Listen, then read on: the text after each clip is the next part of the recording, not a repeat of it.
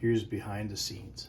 You know, now I know why people don't want to make a cake from scratch, because of all the prep that you have to get ready before you put the ingredients and mix them all together. Now that I'm ready, I could start mixing all of this together.